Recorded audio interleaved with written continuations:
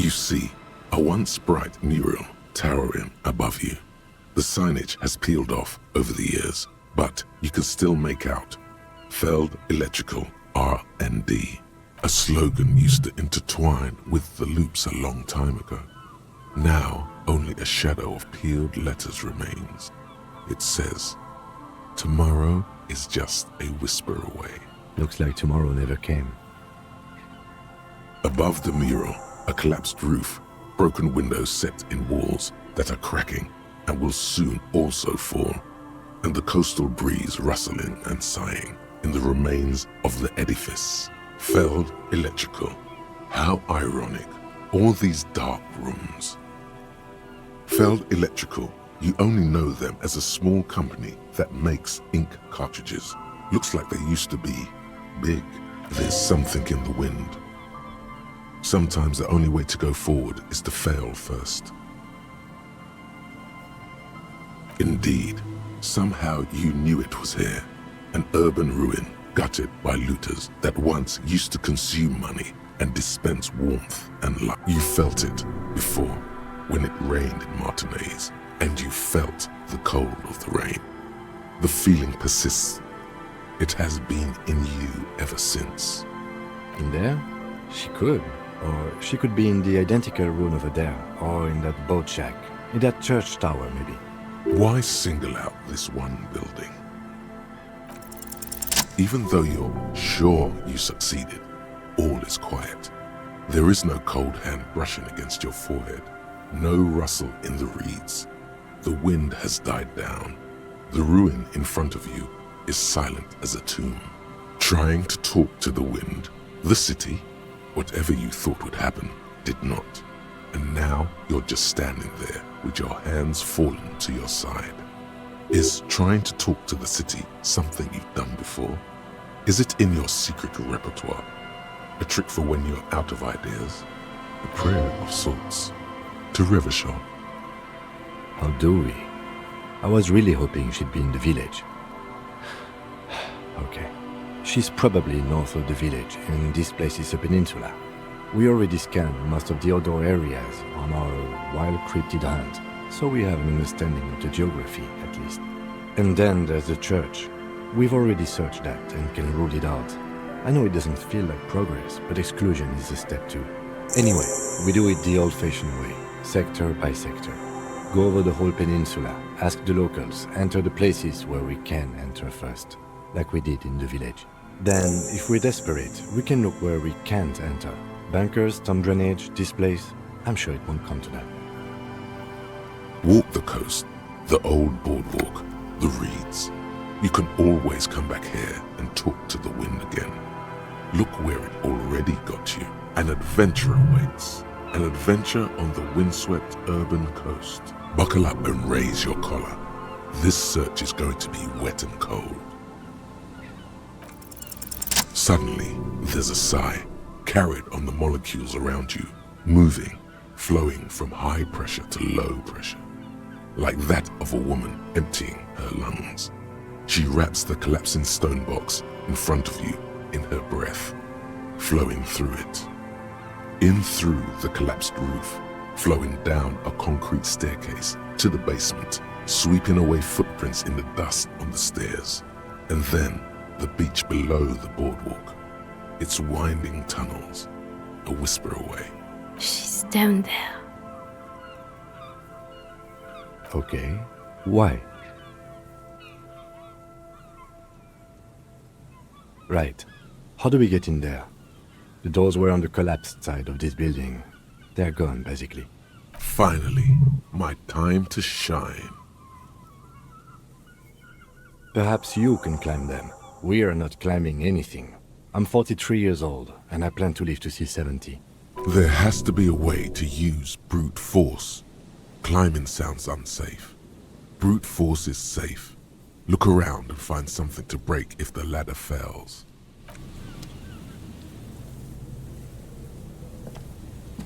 A rusty ladder leads to the rooftop. Some of the rungs are missing.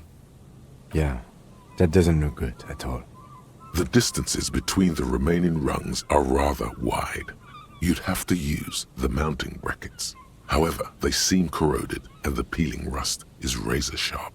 In addition, the first rung is going to be tough to reach. It's what, 3 meters above the ground? And you're 180? Okay, but still, the roof is collapsing and the wind gets pretty brutal up there. Dismounting from the ladder is going to be hard. Perhaps if you were to not climb the ladder. Instead, what if you were to do something more subtle? What if you were to reconceptualize climbing the ladder? Yes, climbing it would be too expensive. The animations your body needs to make interacting with the ladder are beyond your capabilities at this moment in your career. Astral projection. Be open-minded about this. Yeah, because falling from that height seems, well, splat. So don't do that. Just, you know. Teleportation is not a thing. Even if it isn't, no one told you. That's not how physics work, Detective. And even if it were, wouldn't you need some kind of apparatus? A teleportation field or... What are they talking about? Teleportation, Mikhail. It's generally thought impossible. Oh yes, it could hurt. A lot.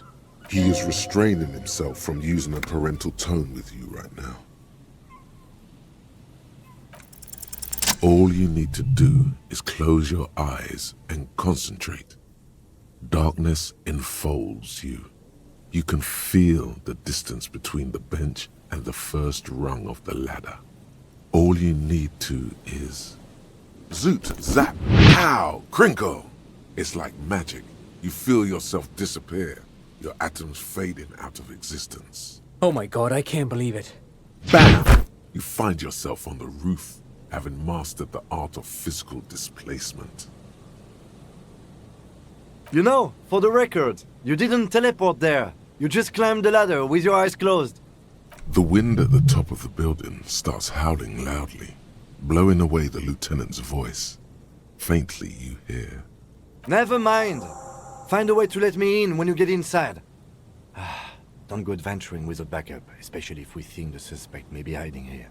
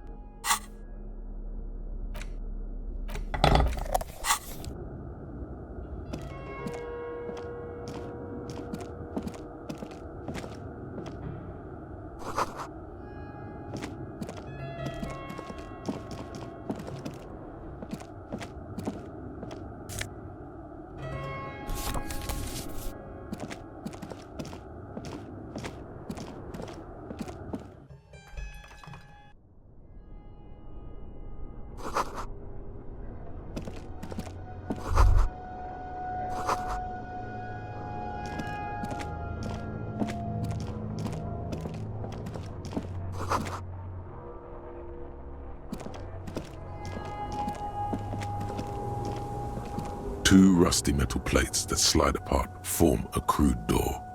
It's been here under the boardwalk for a while. What do you mean, who's there? It's me, Kim. Stop playing around and help me get the door open.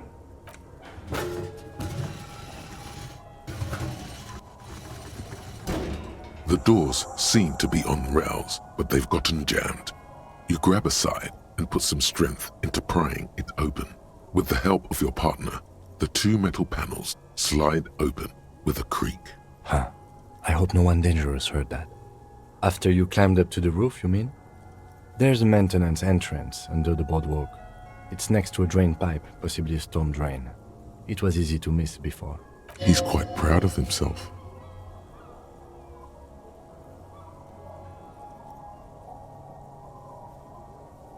Yes, we have an exit, so let's get going. Time to investigate these passages.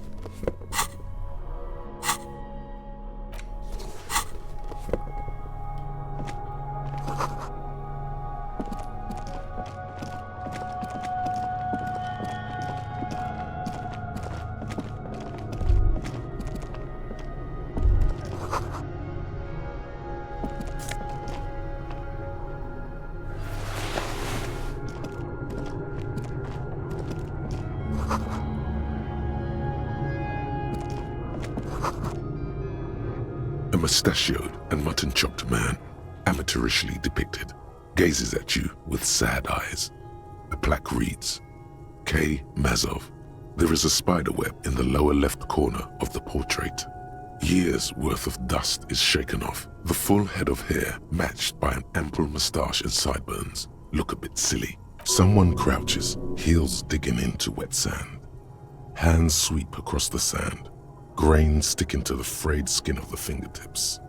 An old man sits on a slab of concrete and taps his fingers against the glass of a scope. You shudder. Some radical or radicals were hiding out here. They left a long time ago. Half a century?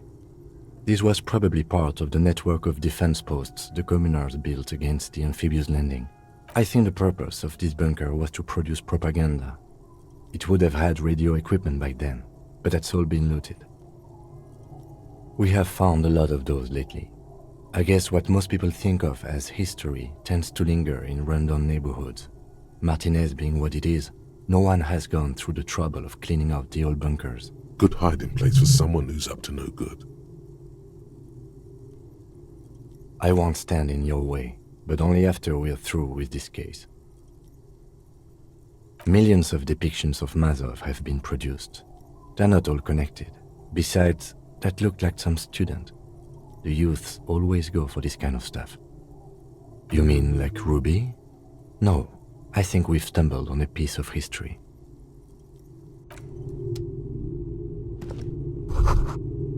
Could this have been the killer's hideout? And this narrow window, the point of origin of the shot that killed the mercenary? This does look like an embrasure, a slit made for shooting out. Outside the window, the day is clear, and as mild as can be in early spring. It's a great place to hide, and Mazovianism and murder are certainly not mutually exclusive. But there hasn't been anyone here in ages. Indeed, no one could get a clear view. Well, at least we've been thorough. The lieutenant's voice betrays a slight disappointment, which he glosses over by reasserting control. In fact, I think we're done with this bunker. After you, officer.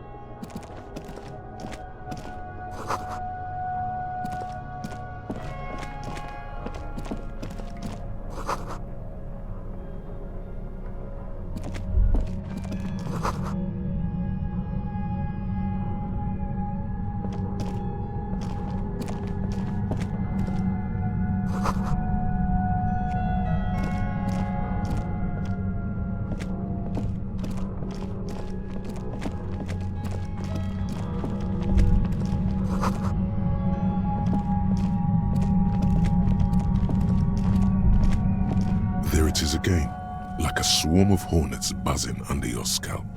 A strange tingling you can almost smell. No, what do you mean? I don't feel it, but we should still be careful. There were footprints back there, and I'm pretty sure they were fresh. No, but you are the sensitive one. It's not a quib. The situation is dangerous. He trusts your gut feeling on this. Looks like our suspect. If she's in here, we need to plan our next step carefully. Once we detain a credible suspect, who knows what the Union and the Wild Pines will do? We'll set in motion events we have no control over. It will upset the balance of power in Martinez. The deadlock between the company and the Union will destabilize. This part of town is a fine clockwork puzzle. Disturb its peace and it will start breaking down uncontrollably. Keep calm. Go over the whole situation in detail. I leave that to your judgment. You already know what I think about cross-pollinating information like this. It's dangerous, but... He just can't be sure.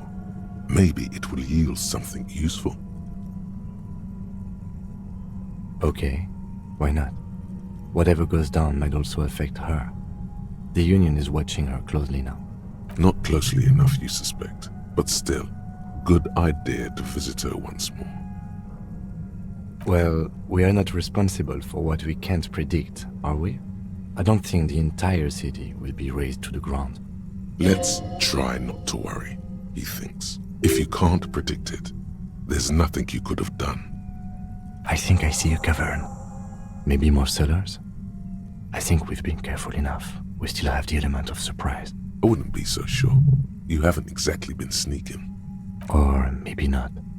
Either way, once we go deeper, there will be no turning back.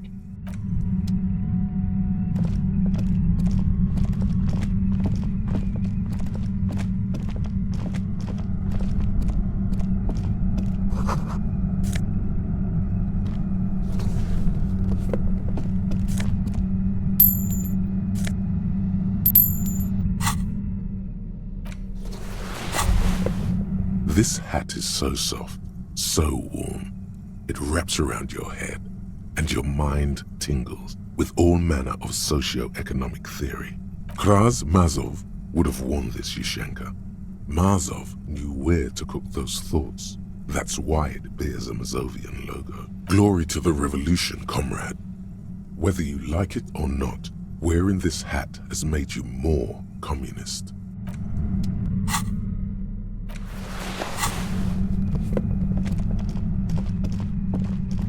Suddenly, your entire body is paralyzed. Aggressive white noise fills your skull. A strange pain, like you've never felt before. Through the static, you hear a woman's voice.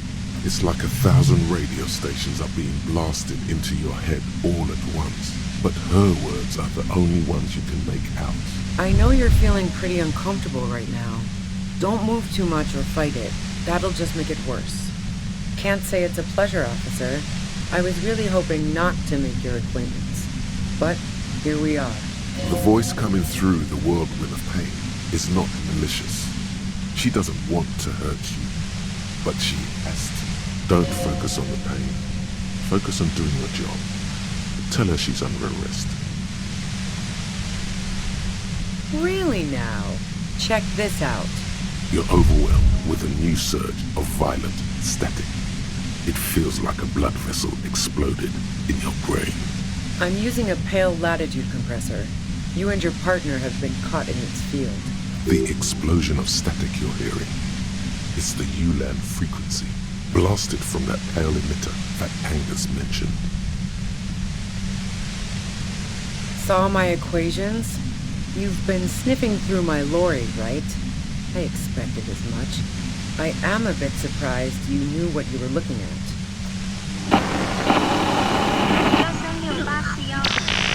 You should probably check on Kim.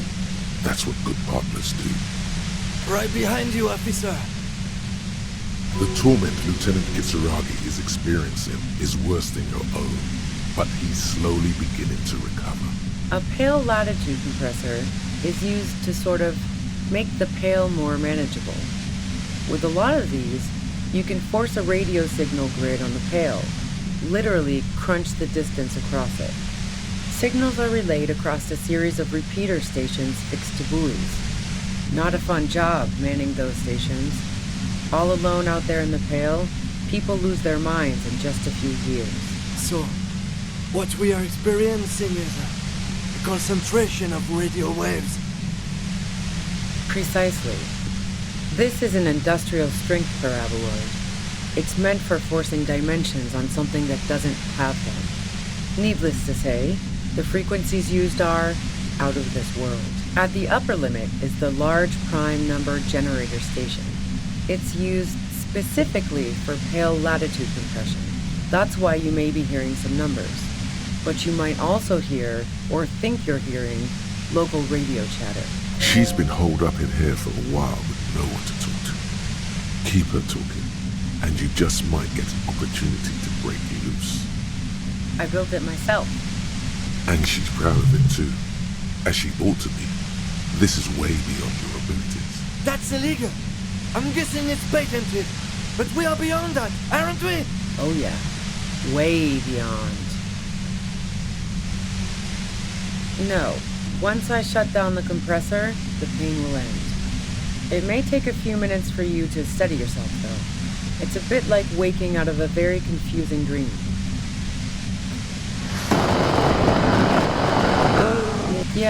I stuck my head in there before using it on you.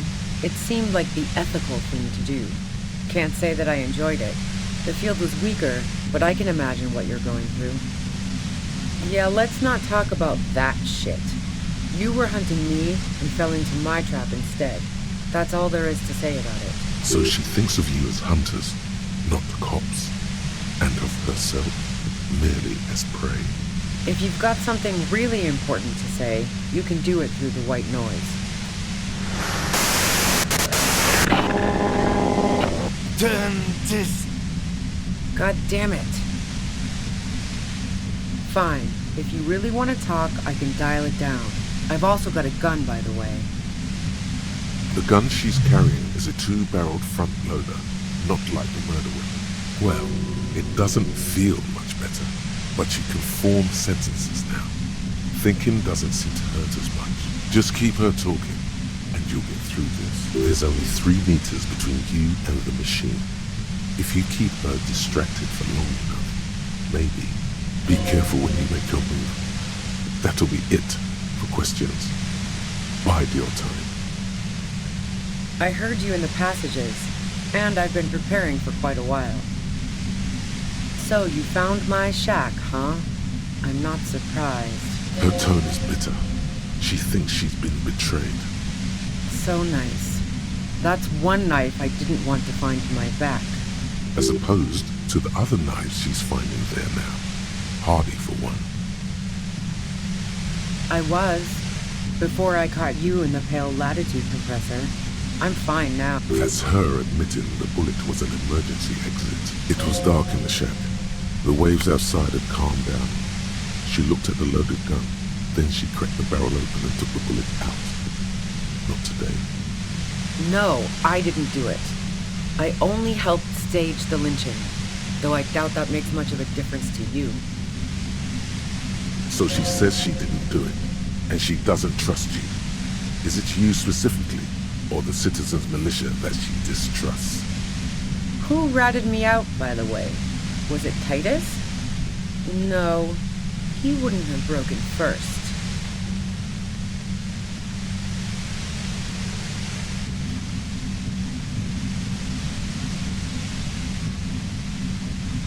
Oh, well, I guess I always knew she was a survivor above all else. But she couldn't have known I was on the coast. How did you find me?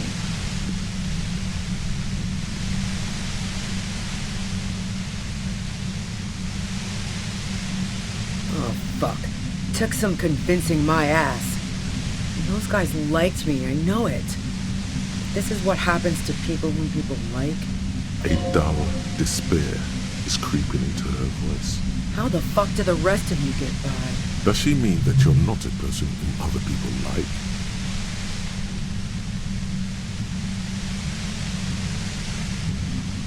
I did, didn't I? Now you've come for me. Fuck them all the same. That did make her forgive them. A little.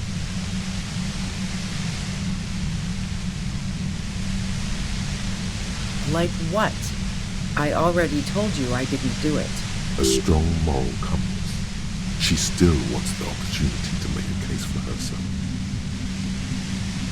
I didn't like him. Hardened mercenaries aren't particularly likable types.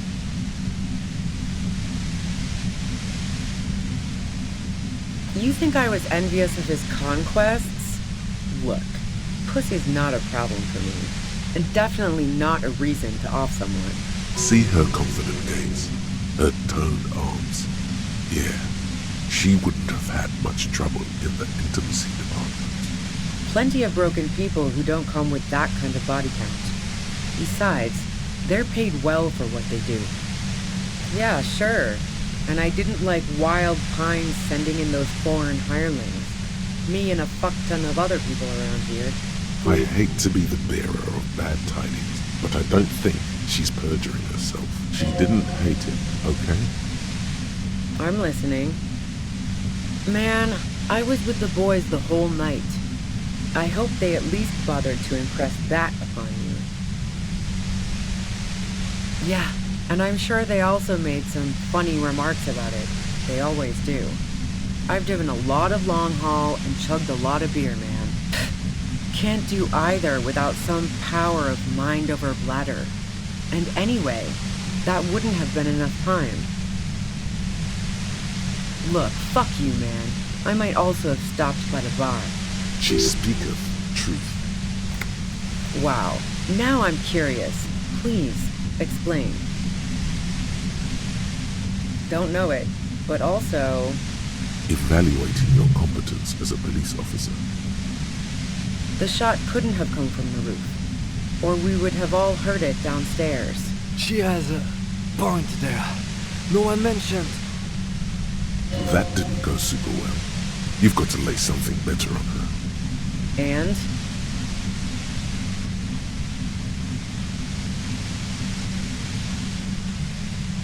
Sure don't.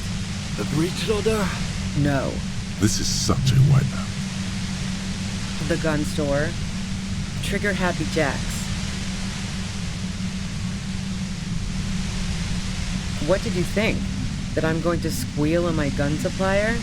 Sorry, I'm not that kind of gal. A knocked-away 80 front loader. 2-barreled. Not really what you were looking for, I'm guessing. That isn't it. No, they're not practical. Break too often.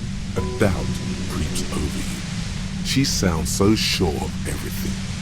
So, not guilty. Yeah, evidence. I considered her a good friend, yeah. Oh, so that's where you were going with this. That's a very sentimental way of putting it. We both had pasts who didn't want to catch up with us, and we enjoyed listening to music together. Why not go on a road trip? The lieutenant watches her expectantly, occasionally shaking from the pain. Okay, fine. I was into her. Clausy was into me too for a time, I know it. We even fooled around once. And yeah, after that I thought maybe we could make a go of it. Claudia only said they maybe kissed. Someone is lying here. She touched that radiant beauty, that silver wellspring of desire. If that's what she wants on the record, so be it. I'm not about to go into details for you to jerk off to later. Seriously, just move on. She rejected me with some wishy-washy bullshit about how she was confused because she felt so close to me and valued my friendship so much, and how guilty she felt for leading me on. I knew that wasn't the whole story, but thought, fine, I'll take it and move on. No ill will there. It wasn't a problem for her. Yeah, one time when we'd both been drinking, I said some heated things about how dangerous her patterns with men were. I was a little worried she'd blow it out of proportion in her head. All the drugs she was doing can make you feel like you're living in a DeLorean tragedy. By the way, DeLorean tragedies are still held in high regard for innovation in language and motifs. They are also known for overwrought emotions leading to catastrophic outcomes. I'm not following your clever insinuations, Detective.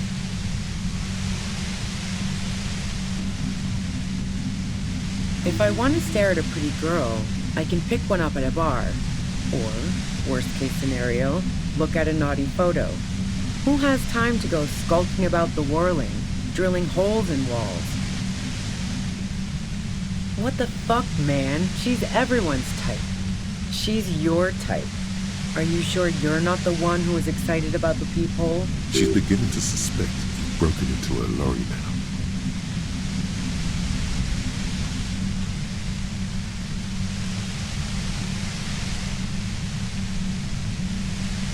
Nope.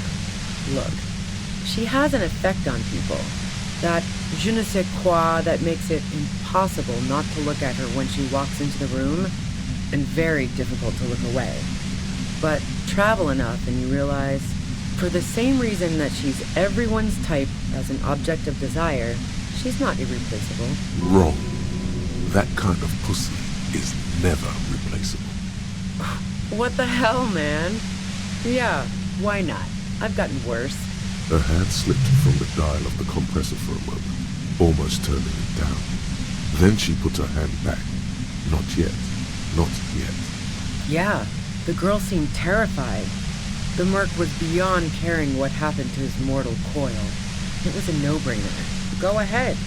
And mine too, he thinks. But keep on. This must be done.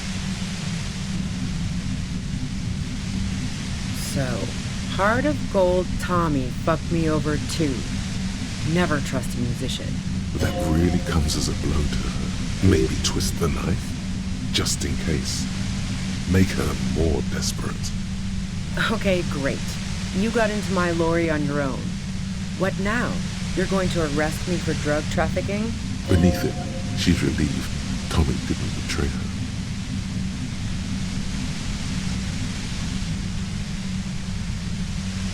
Man, it's to get away from all that murderous shit that I left Jamrock, my previous employer, for the Union. She deliberately avoided naming the mob she worked for. You might be able to find this out later. I got lucky being a dispatcher. Never had to do any of the really dirty work myself. This gun has only been used for self-defense against serious scum. There. It's going to be easier to reach the machine now. Based on what I've heard about you, you are serious scum. There's a sinister note in her voice. Even with the gun and the compressor, she's afraid of you. No. Gifts of flowers and candy aren't really my style. So now I'm leaving revolutionary symbols around? Come on. I never did understand why, when someone dies, a hothouse's worth of flowers has to die too. No, I did not. Who doesn't? Oh, you probably mean Claudia's rooftop. Sure, I've hung out there. She's got this great antenna. It's very powerful. I used it to tune into RCM frequencies. That's how I knew to be prepared for your arrival. The view's pretty bomb too. But you might say the antenna was the main attraction there, yeah. Along with Claudia. Yes, I'm sure. And anyway, as I said before, the shot had to have come from afar. Yeah? More questions before doing anything. Damn it. Destroy that thing already. How should I know? As I keep saying, he already had a bullet in his head when I got to him, and there hasn't been any useful gossip over the radio. Those rings around her eyes, her tired voice. She's been staying up late, listening in on the conversations crisscrossing Martinez. Police radio? You've been following the case? Who hasn't? You know, I can still see him there, in Claudia's room, lying on his side. He was still warm, but the bluish light coming through the broken window made him look as though he'd been dead for a good long while. Claudia didn't want to turn the lamp on. She was afraid of another shot. She eyes you warily, as though gauging your sincerity. She's refusing to adopt the demeanor of a cornered animal, a leader with no one to lead. She still wants to retain some control of the situation. It's okay. We just want to... All right, don't kill yourself over it. I was shooting the shit with Hardy and the boys over a few beers, like always. Then Claudia comes in, all pale and shuddering. She sits down with a drink, trying to steady her nerves. So I grab a seat next to her. Oh yeah, super. But I didn't think too much of it at first. I'd seen her party hard before. This woman has seen people OD. Claudia wasn't quite there yet. So why worry? No, I really didn't. She's not that easy to read. I just assumed she'd done too much blow. It wouldn't be a first for her. But no such luck. She was in some deep shit. She asked me to come upstairs. The merc she'd been going with was lying on the bedroom floor, dead.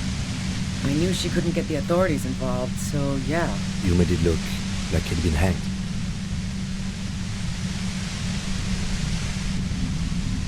What? No. She looks shaken. She wasn't surprised to be ratted out, but framed. Yeah, in cold blood. It really surprised me how quickly she was able to get a hold of herself once we got up there. It was like she was another person. The party girl was gone. You can see it. Her lips, though still white, don't seem to tremble as much anymore. She moves with focus and deliberation. She asked me to help her drag him into the shower so she could wind the shower head around his neck to fake lividity. Then she dressed him while I went to get the Hardy Boys. Glacia knew exactly what she was doing. You can't remain calm under pressure otherwise. She lied to you about that, too. Yeah, I wasn't sure whether to admire her or be disturbed. As I keep telling you cops, we didn't hear anything downstairs. No gunshot, nothing. But even if this is true, weren't you worried the lynching might lead to... War? The thought crossed my mind. But the mercenary's death was going to have repercussions either way. Although the way things are going... She doesn't want to talk about this, but not because she has something to hide. She doesn't want the guilt. Fuck it. I'm not responsible for these people after what they did to me. Her grip on the gun is tight, her arms toned, her posture solid. Martinez lost a valuable defender. I saw you roll into town. I wasn't about to stick around for questioning by a goddamn La Puta Madre agent. So this is what she was scared to tell Titus. This cop. That strange, distant fear is getting close now. It's a fear of yourself. Yes, you. Everyone says you're his peon, his human can opener. Through the sudden sharp pain in your head, you hear the lieutenant mumble something to himself. Fucking hell. And why me? You hear through the white noise. It's especially bad suddenly. Felt like a vein exploded. Everyone in Jamrock, the cops, the criminals. Why do you think I'm holed up in here with a goddamn death ray waiting for you? If she knows that about you, she must know your real name too.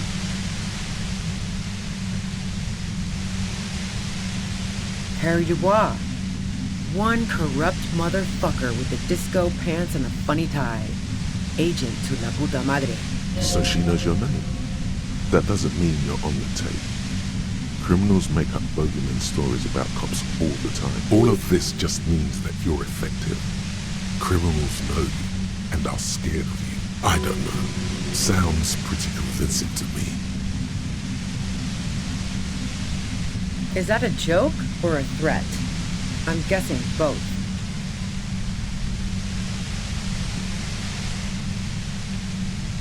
Yeah, sure. She doesn't believe you. I'm sure La Puta Madre himself will explain it all to you soon enough. You've been to my lorry. You think the biggest player in Jamrock appreciates competition? And now I have Harry Can Opener in my lair. Fucking Titus. I thought we had an agreement, she thinks. This was not supposed to happen. She's not going to change her mind that easily. She still perceives you as a threat. Wait, one thing, possibly small, but she said you rolled into town. Was that you singular or plural? She might know something. Yeah, you had your death squad with you. What happened to them anyway? Sure you do. I bet they're just outside waiting. I guess I'll take my chances. She'll go out in a hail of bullets if she has to. Well, it wasn't this scrawny dude. You had two guys and a lady. The guys looked pretty buff. Lady wasn't bad either. One of the guys seemed chipper, a blonde. The other had a brooding something or other about him. And the woman was the only one in uniform. All were carrying. That sound about right? No idea who these people are, literally. Satellite Officer Vic Mayer looks out of the window grimly, then puts his coffee down and turns to Patrol Officer Miller. We can either take a room here in the whirling or go home. Let's go home, John. Nothing's going to happen today, she responds quietly. John takes his blonde wig off. Call Heidelstein. He can give us a ride. Fantastic. I've got to get on the road. Then you can go find your friends. Unless you have anything pressing to ask me. What bunker? Don't know anything about it. No one's been around since I set up camp. But I'm sure I'm not the first vagabond to... You've got to act soon. Keep calm. Breathe in. After the pain recedes, it's a little clearer.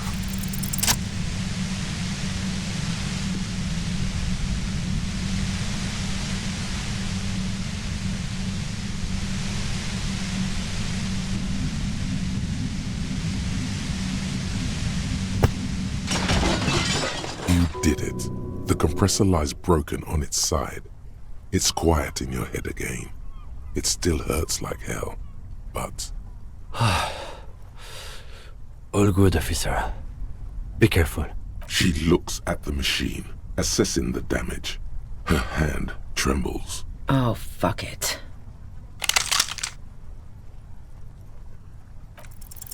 She's truly desperate. She thinks she has no other options. You need to give her options. You know.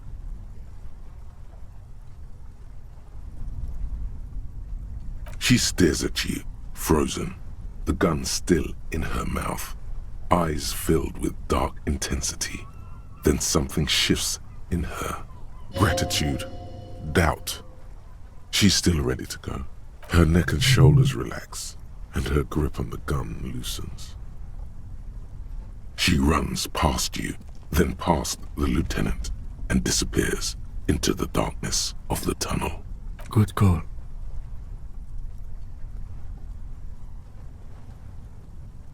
I would have done the same, had I not been incapacitated. He couldn't take it like you. It irks him. Then he gets over it. Her tent. We should check it out.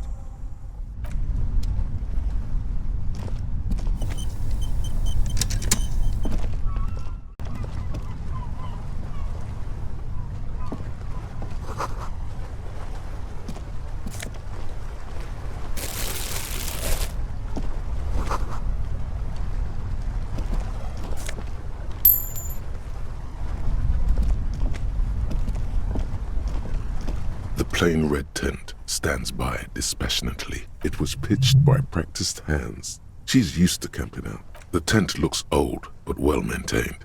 In the darkness of the tent, a rolled-up sleeping bag, cooking utensils, some books, and a kerosene lamp. It reeks of cigarettes.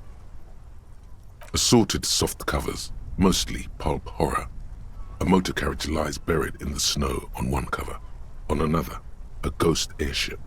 You also see a collection of radio enthusiast magazines. See anything? Rager Monthly, Journal of Material Science. More Technological Digest. One of the magazines doesn't have images on the cover.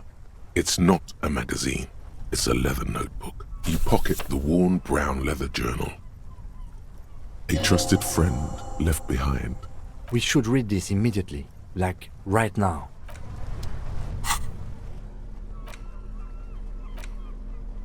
A thick journal. The cover is worn like someone used to carry it around in their back pocket. It's made of full-grain leather. The lower left corner of the back cover sports an embossed brand name, Schneller. Schneller is a stationery brand from Gottwald, beloved among architects and engineers. She's got good taste and must have taken whatever she recorded here seriously. The journal falls open. About 2/3 of its ruled pages have been filled. The large cursive of someone who writes quickly and confidently, perhaps too confidently. Many phrases and even paragraphs have been crossed out, with tiny corrections scrawled above and in the margins. It's a mix of logistical notes, diagrams, and personal reflections, all dated. It's good she left in a hurry. We could learn a lot from this. Hard to tell exactly. It's mostly noted down in code. Looks like contact information, quantities, directions. There could be useful information about local operations in those notes. We have a junior sergeant at my station who's good with codes. I can give this to her after we finish this. Esoteric radio technology. The most recent ones probably pertain to the latitude compressor, sketches, calculations of distance and density. You make out a familiar spiral shape. Short, wry observations of people and places, probably a way to pass the time on the road. Also, what appears to be attempts to sort through some difficult decisions. There are a few passages with many questions in them. The way some of those question marks trail off into ellipsis, she was going through a tough time. Staff issues, always tough on the leadership. You smell traces of betrayal. The first entry is from August 2nd of last year. It reads simply, I know my position is precarious. All I can do is make myself as useful as I can while looking for a way out. Remember, no one is indispensable. Nothing on March 4th. March 5th, though, well, that's bound to come back and bite me in the ass. I'm bad at this. Loyal to a fault. But that's another matter entirely. She is referring to betraying her previous employer. Does this suggest she did it in self-defense? That name isn't mentioned as far as you can tell. Small wonder. Would you talk about La Puta Madre in your journal? You do see an M though. La Puta Madre? M is mentioned on March 9th and March 15th. Great. M's peon is coming to town, no doubt to investigate the lynching. But also, I feel it in my gut to finally put a bullet in my head. While I'm napping in my lorry or on a smoke break, well, I won't stick around just to twist my own neck by constantly looking over my shoulder. Then again, isn't that what I've been doing ever since I got the call? The call? Did M call her personally? Why? Were you supposed to find her, even apart from the investigation then? On M's request? No, you wouldn't do something like this. This must be a mistake. You didn't follow through. You should have shot her in the head. The thought steadies your nerves. The journal stops shaking in your hand. Been holed up here for 3 days now. I'm used to being alone and all, but I don't know when I'll be able to leave, or if I'll be ratted out. They will rat me out, of course. I've made it a point to believe in the best in people, the boys, for example. But experience tells me, did M feel truly betrayed by me? I was feeling threatened. He'd have to know if he threatened people, they'd take measures to protect themselves. Even I know that. Economic measures first of all. Gotta make a living, right? I can still hear his voice in the receiver. Taste the plastic. The entry ends abruptly. The call was a courtesy. He must have held her in high regard to personally tell her he knew about her plan to run drugs for the competition. The most recent entry is from today. It reads, even when I leave here, if I leave here alive, what's my next move? Staging a lynching is a crime, even if I'm not accused of murder on top of that. Forever on the run. Not really my idea of the open road. Man, I was really looking forward to winning. It looks like she might have been framed. That would be a first, or a fourth. But who's counting, he thinks. Very rarely does anyone actually get framed. I wouldn't go so far as to say that. We have other reasons to arrest her. Besides, I'm not sure her life as a fugitive is going to be much better than we does. Especially if she has problems with the Madre. No, I don't think you are. Ask someone in your precinct if you want to be sure. He truly does not believe you are. Perhaps he shouldn't be so trusting. His trust is well placed. You aren't. You can feel it. Clausia was the one who pointed the finger at Ruby. Perhaps she was trying to steer us away from herself, or maybe she had an accomplice. Either way, we need to keep an eye on her. One thing is for certain. We have business back in the whirling and rags. Questions to ask. We should get to it. Something tells you you should be extra careful from now on.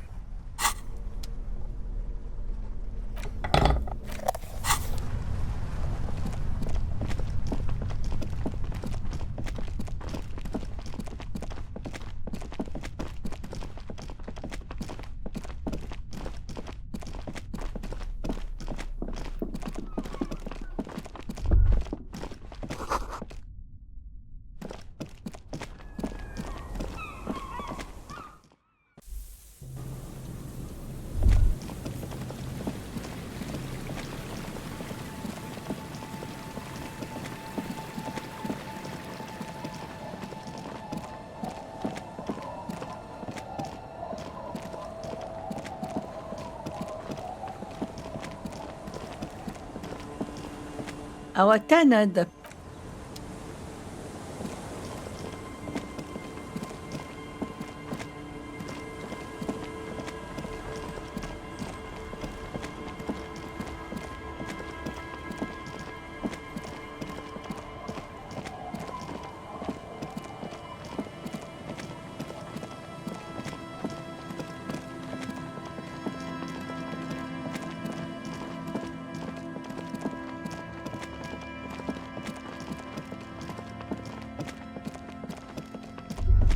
Stop. Now. It is time. Yes. And it's not going to be fun. Be prepared. Make sure you have your pepper box in your hand. Your fingers reflexively reach for the Villiers 9mm pistol in your pocket. Then you'd better get ready. Whatever happens, I've got your back.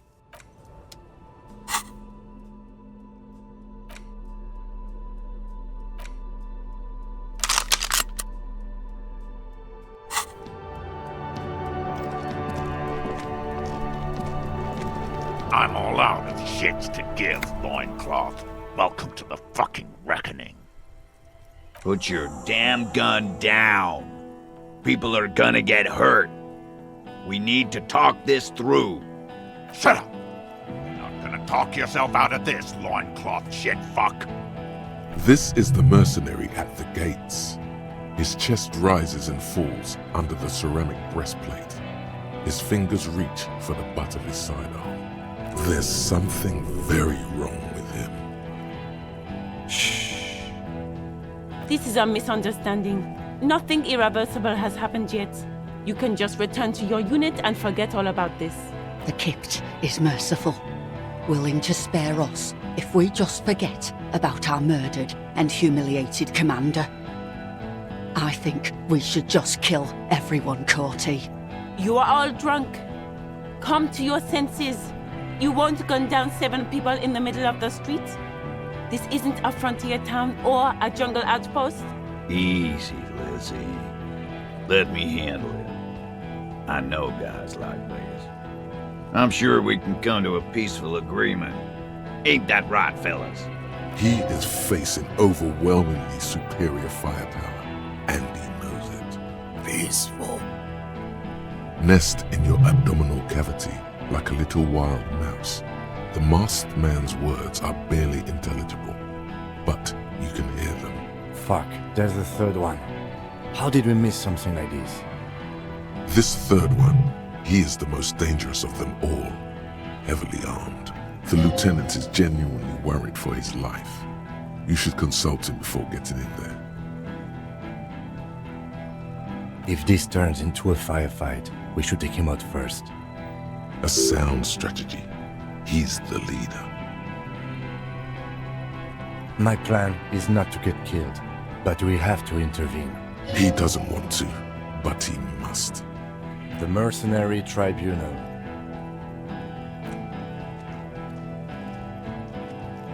Get lost, comedian. You cops had your chance. Now it's fucking time for some justice. I think he's calmed down a bit. No, he didn't. He's about to open fire. He is. I was wrong. Pig fuck!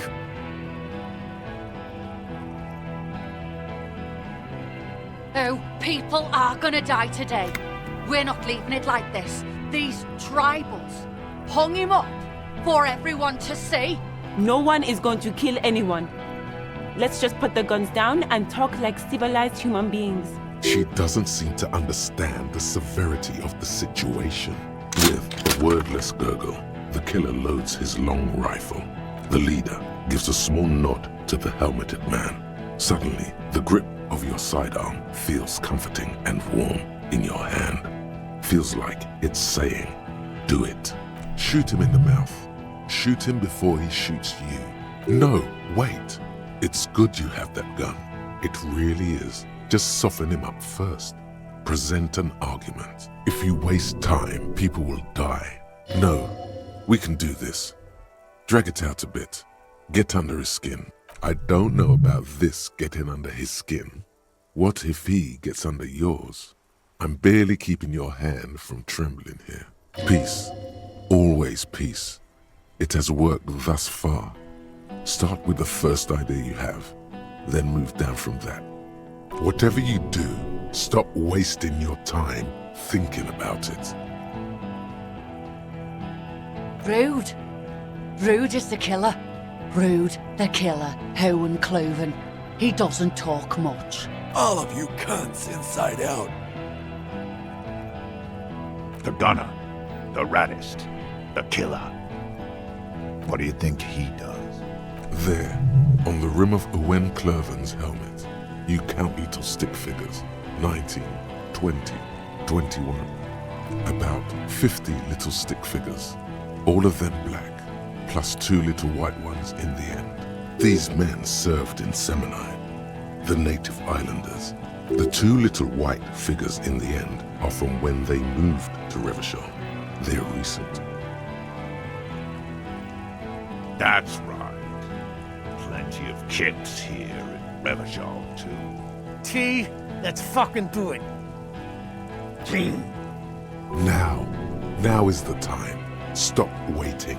Easy now.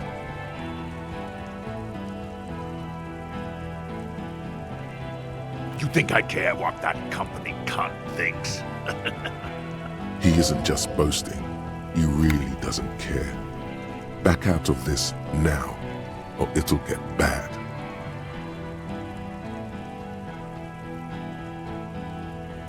She's gone, you stupid fuck!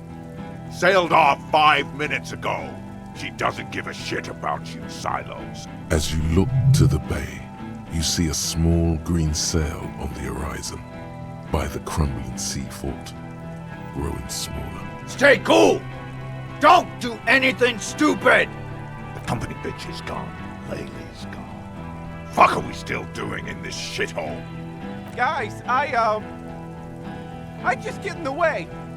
I don't even have a gun. Hold your ground. Any more of you run, I'll shoot you myself. We're doing this together. They're afraid, all of them. Trembling reeds in the wind. They'll run, scatter soon, one by one. No, the rest will stay. They would hold their ground, even if it means dying here with you. Yeah? Who did that? You should implicate yourself. Throw yourself onto the embrasure, chest first.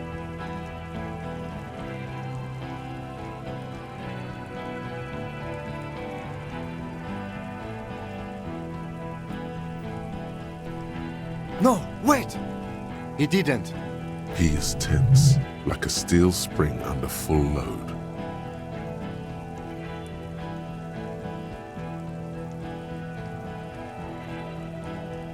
You think this is funny? What if I just shot one of your pals here for fun? Huh? How about the kid? That'd be fucking funny. Listen, please. This cop and this drumhead cop marshal won't decide who... He's gonna do it. He's gonna shoot her. The Hardy Boys confessed to hanging him, all together. Titus said, we took him out back and hanged him. He said it loud, in a public place.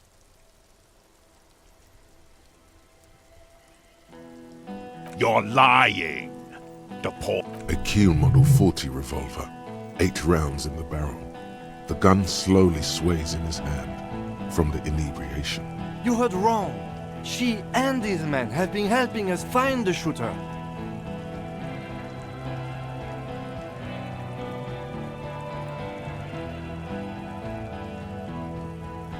Fucking liars. The shot rings in your ears, a low, tinny ring. Then the Hardy Boys yell something. The young woman stands and looks behind her. The shot has flown over her head, crashing a small pane of the glass window behind her. I missed. Not true. He purposefully over-aimed and shot the window. You had him second-guessing himself, only for a second. Do not assume he will miss the next time. I know what I heard, Corty. They said they killed him. They said it was a good way to end a Sunday night. That doesn't sound good. You need to change the topic now, or there will be another shot. What topic? Shots have been fired. Act before it's too late. This was a close call. Yes. So what? Yeah? So what? You should be drunk too. It's insane how long it's been since your last drink. Get one in you right now.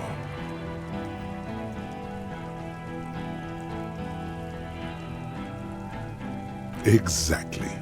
This is so horrible. People are gonna die whatever you do. It will be all your fault. Only a drink will soothe this. Keep thinking about the drink. Shut up. Let him think. Too much is on the line. He's not gonna fuck it up because of you. I won't let you. Nah. I'm clear as day. Fucking government-ordained super soldier. He must be tweaked off too, with something other than alcohol.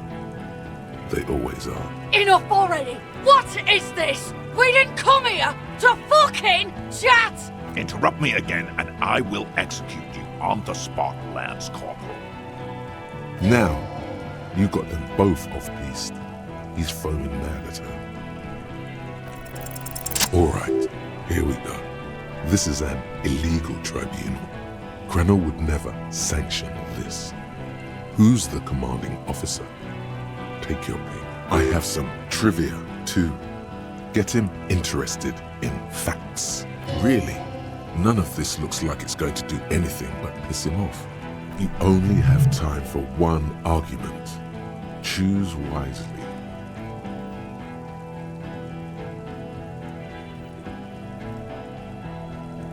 What always happens when you get good at your job? That name meant night raids. Fucking extrajudicial funky time. Burn villages. Shit. It sounds bad on the radio. The same thing happened when we were called whatever the fuck it was. Probably won't be called Crenell for much longer, either. Not after this shit. Okay, it's not much, but he's thinking about something else, and his hand is off the gun. This did something. Now fire. Fuck them up. Do it. The muscles on your back tense up. Dangerous. Ask about him first. You don't want personal facts about his dead friend coming out of your mouth. He has to start it. Yeah, I don't fucking act so well. Laylee had a hard-on for making faces for you natives. Fucking food aid shit. That shit is done now. Trigger time. Sergeant Major Raoul Cortiner, reporting in to burn this fucking mud hut to the ground. As he moves, the interlocking pieces of his armor click, softly. Click, click, click. The realization comes to you, like a picture puzzle coming together. His name is Raoul Cortiner. The dead man's name is Elise Cortiner. He's brothers with the deceased. No, probably foster brothers. Elise was put into a foster home, remember? For killing, maiming, and humiliating our commanding officer. You're all sentenced to death by lead. Who? Laylee. We researched him. We contacted the ICP and looked at his birth records. That was in there. And other things. They fucking put Laylee in a leaf compactor, and now these cunts finished the job. There's real anguish in his voice. A drunken sadness suddenly engulfs him. Memories. It's a mind fuck, Corty. He wasn't put in a leaf compactor. They're making it up to fuck with us. Major, permission to... Open fire. We can't have that. Interfere now. Fuck do you mean, talker? We've heard testimony. People say he was charismatic, a nice guy to be around. Yeah, he liked to chat up the natives. Share leaflets, squeeze a bit of kit-tass here and there. Great fucking idea that turned out to be. If Laylee was here, he we'd spare the lot of you. Maybe shoot one for show. But me, I'm not a big fan of public affairs, Clay Monkey. I'll gun every one of you down for what you did. Ready to open fire, Major. At your command. This one isn't used to being suited this long. She's uncomfortable. We'll open fire just to hurry things along. He sways from left to right, inspecting you. He wasn't my fucking brother. We just grew up on the same farm and got beat into place by the same sick fuck. Beaten by a foster parent or someone on the farm. Same fucking mud hut town, too. Okay, good. Our colonel did what he had to do. It was either one cunt or 100 of them. Rude here. In your shit pipes, right in the fucking... He likes to fire mortars at random coordinates. Wipe out mud huts like that. When he gets bored, Laley knew how to command. He was a good commander. I can see you miss him. Oh yeah, he would have commanded this fuckhell way better than I did. But that didn't happen, because Hayseed Bill and Kipty the Kipt here fucking murdered him. Had him stink the village up for 2 weeks after. And you fucks did nothing. Listen, man. We told you we... Told us what? What did you say? Who said that? Tattoo fuck! You'll die first! Baby blue, yeah. Like someone fucked up and put a baby's eyes on a grown man. It was creepy, but bitches like that shit, I guess. Or, I don't know what bitches like. I just know how to mow down plots. Find his killer. Cop, his killer, stands right there. Shitting his pants, and you're standing in the way, protecting them. I know what this tactic is, Silo Sam. You're gonna die for them. Right here. Big talk, but that leaf compactor won't leave his mind anytime soon. It's a small thing, but it got him off center. Who the fuck is that? Glacia, the woman upstairs, where is she? She left! Unarmed, hunched, but keeping it together. What am I doing? My fucking establishment is under fire! You know how much windows cost? She left! Her room's cleaned out! Right before these assholes showed up! We should have arrested her. You can feel how upset he is with himself. Just for a second. Then the fear takes over and he's back in the moment. Hey, Bushman! Your little cunt isn't gonna help you out of this one! She's gone. Forget about it now. Concentrate on this.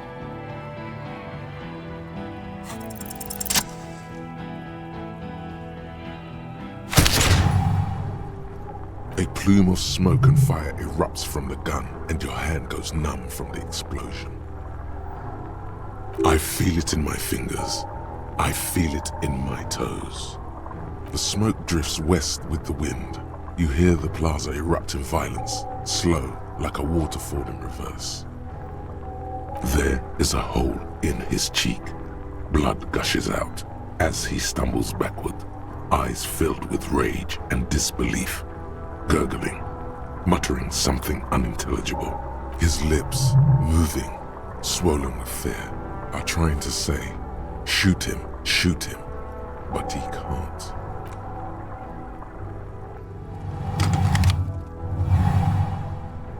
To your right, the killer raises his rifle and takes aim at you. His moves are steady, but the long barrel of the rifle sways slowly. An Easter AR-FA-7, built for taking out light armored vehicles. It will devastate you. From the corner of your eye, you see the lieutenant raise his pistol and aim it at Rude. He's trying to find a straight line of sight before the rifleman can take you out. In the background, the leader staggers. It's not easy. He has 0.6 seconds to do so. He won't make it. You stare down the barrel of the gun. You see Rude's mask behind it, his eyes in the slit of the helmet. like a camera lens, focusing on you. 0.4 seconds remain. There are 6 little black dots in the tip of the barrel, like a honeycomb. This is a knock cannon. It shoots 6 rounds in one pull of the trigger. Absolute destruction. Is there anything we could use to protect this frail body? That gun will tear us to pieces. He's drunk. Drunk fighters overcorrect. Move right, he aims further right. Get him to overshoot. A full suit of armor can't be too agile. You can shift direction faster than he can. Just dodge the first shot, and the second will be easier. Drunks are quick to anger and make mistakes. Titers, behind you, must be aiming at him right now. Don't forget, there's additional reinforcements. Just survive this. There's no way. You're just gonna die. Just close your eyes when it happens. You leap left. A swarm of angry lead passes mere millimeters from your side, tearing fabric off your coat. Feels like the lightest of tucks. The man tilts his head, trying to see through the clearing smoke for the next shot. Watch out. To your left, DePaul is about to take a shot too, at Kim. God, please. He's aiming for the eye slot in Rude's helmet. An extremely difficult shot. He has to. The rifleman will fire at you again. 2 shots ring at once. One from the lieutenant's pistol, and the other from DePaul's. It's aimed at the lieutenant, but it misses. You hear a scream behind you. Blood gushes from the helmet's eye sockets as Rude staggers back, disoriented. The sounds coming from his helmet are not human. An unbelievable shot from the lieutenant. The helmet looks like the face of an ancient god of war, crying blood. Glenn, dying in a puddle of blood behind you. His mangled torso has 2 gunshot wounds. Blood gushes out of them like red geysers. Oh God, watch out. You see 2 crazed eyes stare at you through all the smoke and the panic. With blood gushing from his face, the man raises his pistol at you. Then he squeezes the trigger. The look of vengeance, framed in blood, lips shaking. This is the last thing he'll do on Earth. But he will do it. He is your end. Here it comes. Death.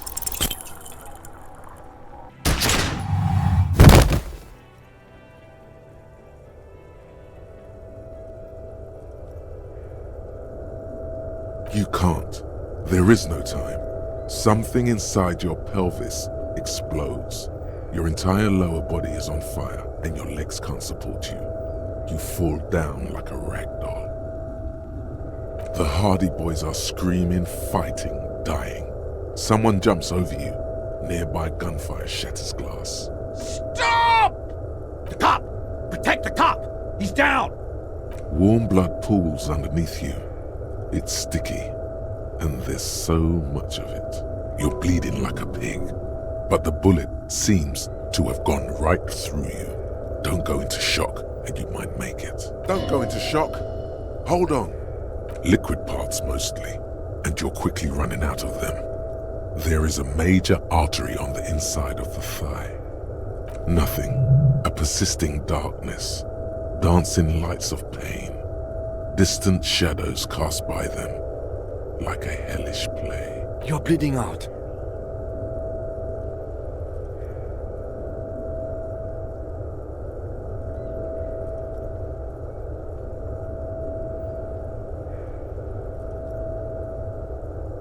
Stay with me.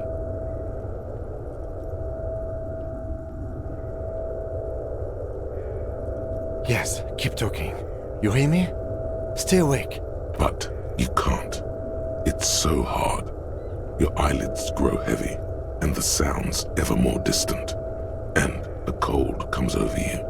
The lieutenant, too, is somewhere far away, almost gone. When suddenly, you sense something behind him, a slender white shadow towering. Someone stands there, raising her pistol at him. The lieutenant does not see it. He's pushing down on your wound with both hands. Scream immediately. He's gonna die.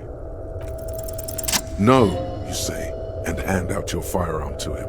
Your hand trembles and your eyes are full of fear. That's all it takes. There is no room for hesitation. The lieutenant moves like a spring unloaded. He grabs the gun from your bloody hand and fires behind him. You hear a faint scream, a woman's. Then the sound disappears, like someone pressed stop on the tape. The woman is gone. So is Kim. Then the whole world. This is death. One more door, baby. One more door. The fight? There is no fight. The fight is over. It was lost 1,000 years ago. You have laid here forever. Keep falling deeper. Take the door. He's not taking it. His body is not taking it. Oh God, no. He's not disintegrating. He's swelling up instead. Over the hours, hurting, moaning in his sleep, and rotting, and being disinfected, and smelling of drugs, and feeling saliva in his mouth, drifting in painkillers, thrashing in his wound sleep. He can't go. Not before the case is solved. There is a radio in the distance. A radio of the world. Playing sounds. Good morning, Elysium. Soon you will return to the world. You're thirsty. Reach for the glass of water by the bed. The world is still there. Sleep some more. Hours turn to days. Soon we will get up again and go through it again. Finally we know what the infernal engine was outside. The clarion call. The engine of a Caprice Kinema. No, it was him. He is the infernal engine. Can't you see? He never stops. He only gets worse. Life gets hard, but we go on.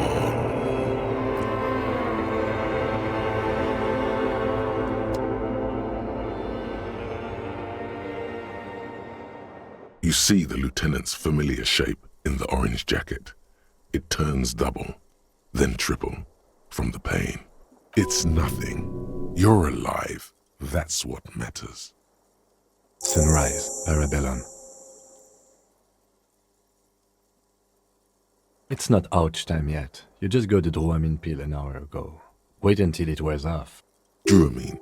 Then it's not that bad. Neither surgical nor organ damage bad, but still under-the-counter bad. Mr. Gart cleaned it. It took him an entire day. 2 days, in and out. You've been up enough to take Dramamine and curse. And drink water. Yes, the joke wasn't funny anymore. I took it off. The close proximity of death must have made the lieutenant contemplate his life choices. He's done with the jacket. Sunrise, Parabellum. Sunrise, prepare for war. It's an old revolutionary saying. Isn't that written on your... It served you well. The gates of the harbor are boarded up. The streets are a little more empty. Apocalyptic violence is yet to erupt, I am relieved to say. I think we may have held it off, for now. Barely. That's right. Ouch, indeed. What happened? You shot the major in the face. A firefight ensued. Yes. You're a real killer, Harry. A blood-stained killer. You're an officer of the RCM. As retaliation, the rifleman tried shooting you. He missed, or you dodged. Then I shot and wounded him, while Glenn took a bullet in the spine. It was meant for me. Glenn did not survive. This is not the first person to die in his place. He goes on. Titus, Fat Angus, and Theo charged. Angus and Theo did not make it. They both died before they made it to intensive care. Titus survives. So do Alain and the musician. I forget his name. Yes, he's still alive too. You were bleeding out by then. I think you say that no one wants to party with you, and you warned me. I was able to disarm one of them, the Pole, before she got the jump on me. Thank you. I killed her, and that's what happened.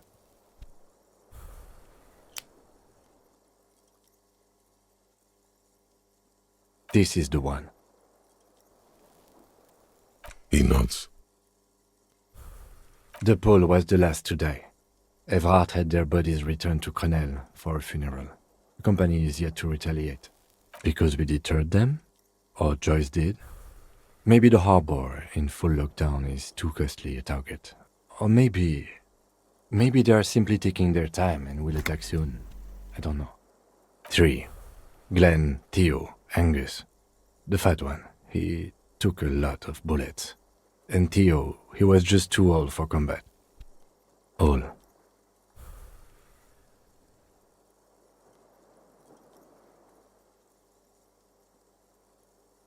Yes, officer. 7 people are dead. It's not a success. But what's done is done.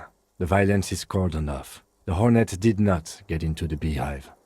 The worst scenario has not materialized. And we are still alive. Both of us. He did not expect you both to survive once you stepped between those two armies. His smoking, his hunched back. You have it worse, but he took a real beating. That cigarette has medicinal purposes. Reasonably bad. You were shot in the left quadriceps. That's your thigh. The outer side, thankfully, no major arteries were nicked. The bullet was removed and a bacterial infection treated with mercurochrome.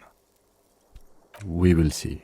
With considerable pain and the stitches tearing every now and then, you should be able to do it. No. A man and a woman sit in the front seat of an armored motor carriage. The woman is driving.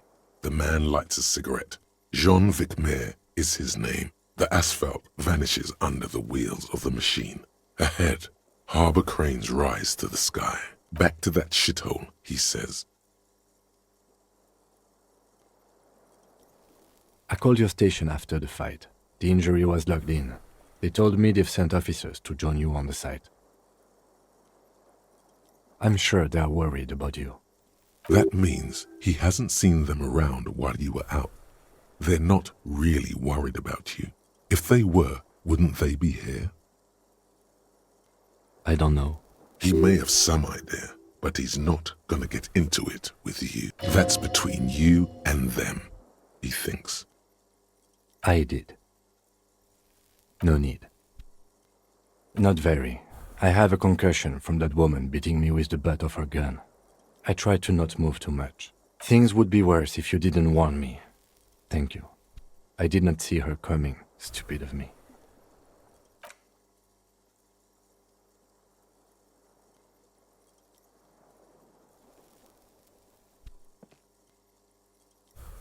Easy now. You can take it. Just don't lean on that leg of yours too heavily. Your balance is way off. You feel like you're about to fall over on that thing. How are you?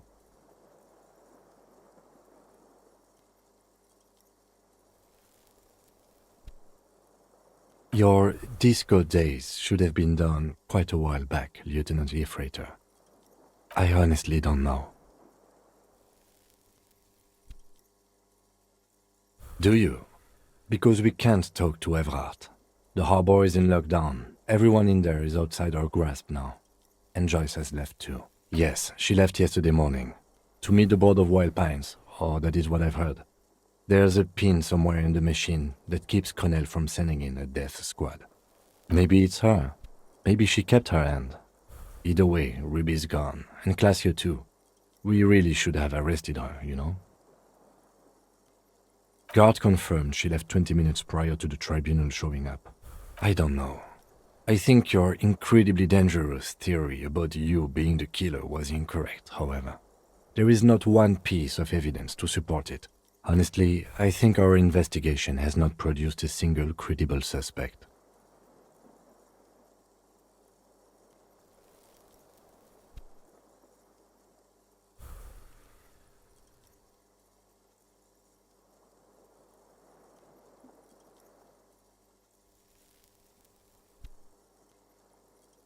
We should go upstairs, rethink the ballistics in situ.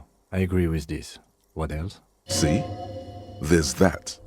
You can do ballistics.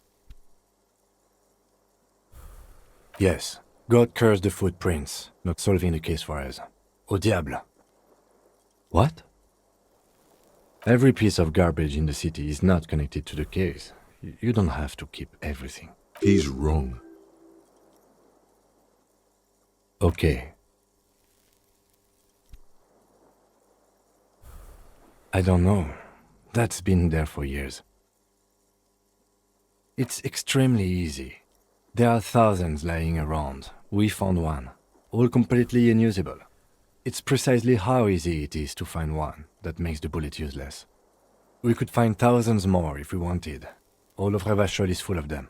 But they seemed so mysterious. No need to be melodramatic. What is?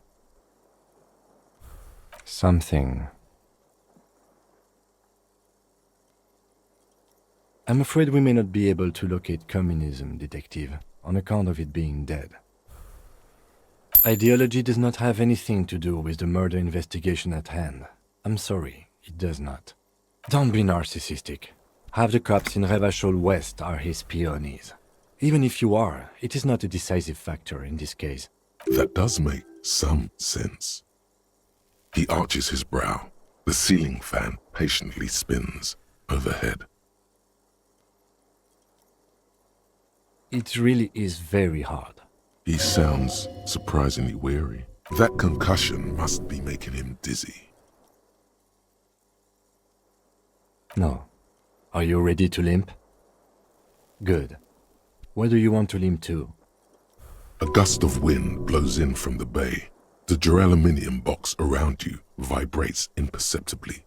A familiar cold, a red thread on the roof upstairs. Taut, plucked like a string by the gust. Why not?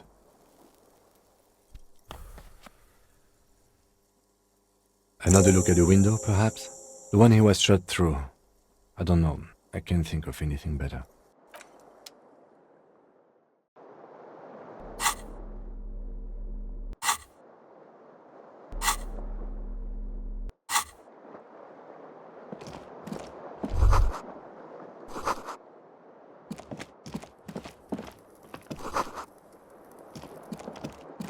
The bed's a little nice.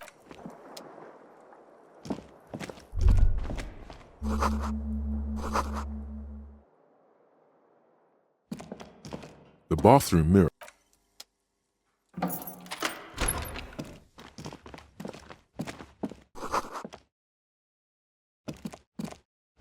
These papers bear the stamp of the RCM.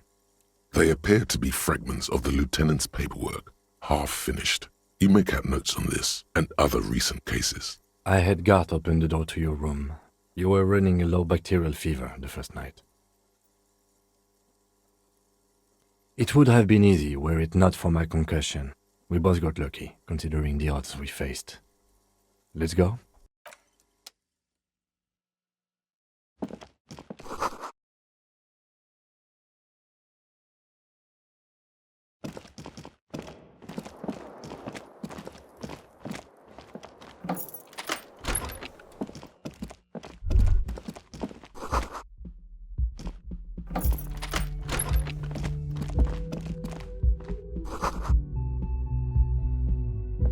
Next to the stack of bills, you see a note, a few lines jotted down in large, uneven handwriting, just as the writer was about to rush out the door.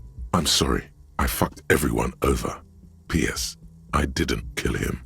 P.P.S. Gift upstairs. A gift? It's hardly surprising. You look at her rough, jagged handwriting on the note. She was in a rush. but not panicked. Deliberate.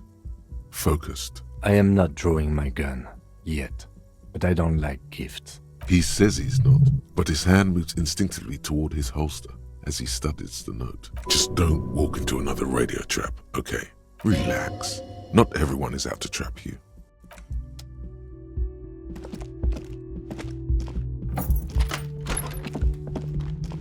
The medicine cabinet, pity.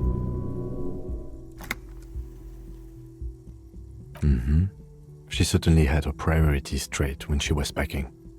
I always took you for more of a drunk than a chemical abuser, Lieutenant Hefreiter. Should we go?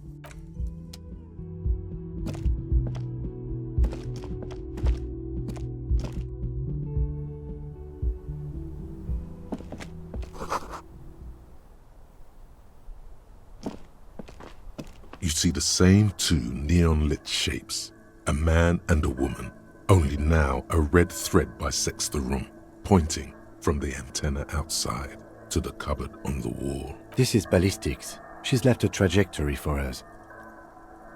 A ray of backward motion explodes from his mouth to the roof outside, A prime, to then widen into a radius of locations in Martinez, B prime. It suggests the bullet came from the extreme upper quadrant of possible angles, from a point beyond the roof, B triple prime, the island in the bay. Unless she thinks the perpetrator was standing on the ring antenna. That is where the thread seems to point. I remember. She was there that night. She would have known precisely where the bullet hole was in the glass. She had a long time to think about it after, standing on that roof, staring at the glass. It also looks like there may be more to her skill set than we know. The question is, should we trust her? I find that hard to believe, but at this point, what difference does it make? So it is. For a second he seems tired. I just haven't gotten a lot of sleep these past few days. He doesn't really believe this will yield anything.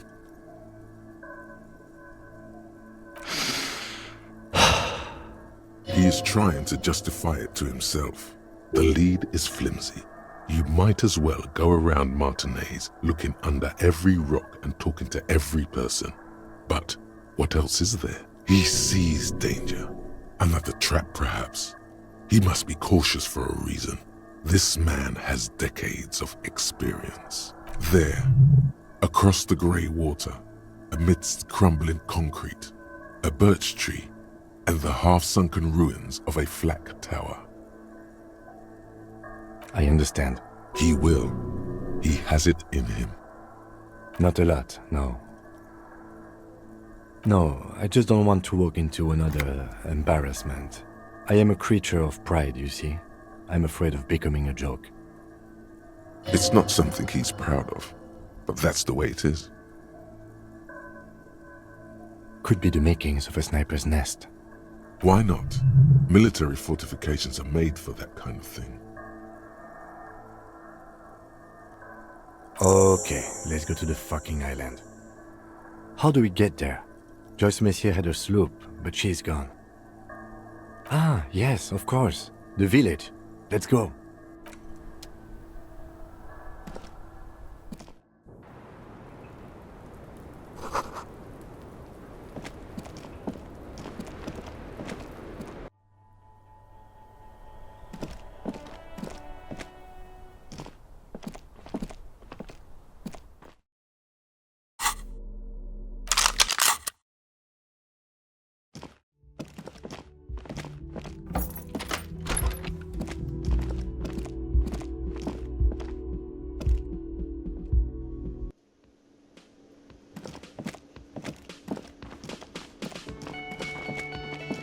Oh, you're up.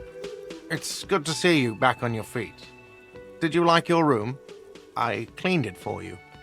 You're welcome. I thought it would be nice for you to wake up in a clean place after you, let's be fair, defended this establishment and its clientele from gunfire. I give credit where credit is due, and that, sir, was a nice shot. I was watching until you hit him. Crawled inside then. Bullets started flying. Anyway. He really wants you to realize that he was also on the balcony looking by. In the danger zone, so to say. I wish you a quick recovery. Also, you and your partner are staying here free now. This establishment supports cops. The stay is free, the drinks are not. It just felt I needed to specify that. Oh, you know, people don't tend to stick around after shootouts. Turns out they're not good for business. I don't remember everyone who comes here, and many people wear sunglasses inside lately. Must be a fad. Yeah, I was, yeah. That's because I'm a badass. It really took courage. Don't pick at him.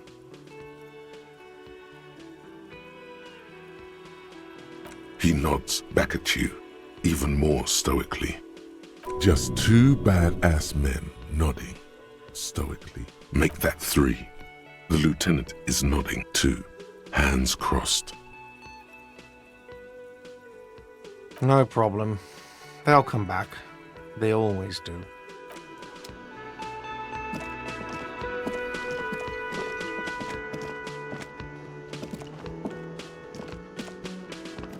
Hi again, gendarme. Bye-bye, gendarme.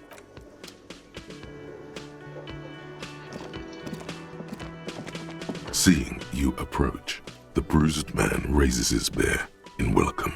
Crazy motherfucker. Didn't think you had that fury in you. But I guess I've misjudged a lot of people lately. That was one hell of a shot. Hell of a shot. The fucks did not expect that. I guess what I'm trying to say here is, thank you for intervening, fellas. That was mighty brave of you. His hand is covered in bruises and half plastered. Still, this hulking lump of man is glad to be alive. This is big. It's as big of a thank you as Titus Hardy can muster under any circumstances.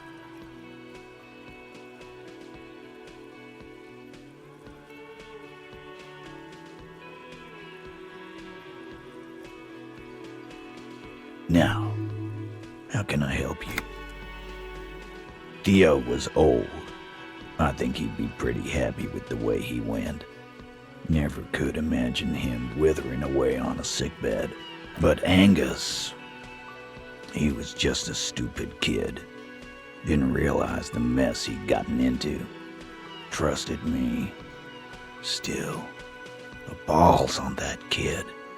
Went down fighting for someone else's shit like a fat, angry bear. Here it comes. The last one is the worst one. He only deals with it by drinking copious amounts of 8% beer. An honest tactic, and effective. And Glenn was my friend. Best I've ever had.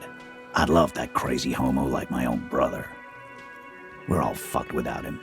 But what do? This job is shit. Dennis, you saw him run. He's a mean little shit and I never trusted him. He'd better run real fast now. Real fast. Titus makes no attempt to hide his disgust. Grief-stricken anger boils in him. Well, yeah. Memento Mori. Right. Memento Mori, or remember that you must die, is a slogan various religious orders have thrown around since the dawn of mankind to emphasize the vanity of earthly life and the transient nature of all earthly pursuits. In essence, it means one should live virtuously in this life to live better in the afterlife. Sure it does. Live every day like it's your last, 'cause you might be dead tomorrow. First, we're gonna find Dennis. I'm going to find Dennis. I'm going to find him, and then I'm going to kill him. The tone of the statement is so matter-of-fact. It's as though he were talking about picking up a morning newspaper on his daily walk around the block. The lieutenant shakes his head, but doesn't say anything. Go ahead then. Maybe they'll only break his legs. Mm-hmm. hunting that rat down. Let it be known what happens to cowards. And then, I guess I'll take a closer look at our union members. There's bound to be some ambitious fellows there who'd love nothing more than advancing social democracy by busting some heads. Might even ask Tibbs if he's tired of replacing windows, and maybe wants to have some fun with his brother. Anyway, don't you worry. As long as Titus Hardy's standing, there will be Hardy boys. He's right. The numbers are replaceable. In an organization of thousands of men, there are plenty who'd join. Don't know? Don't care.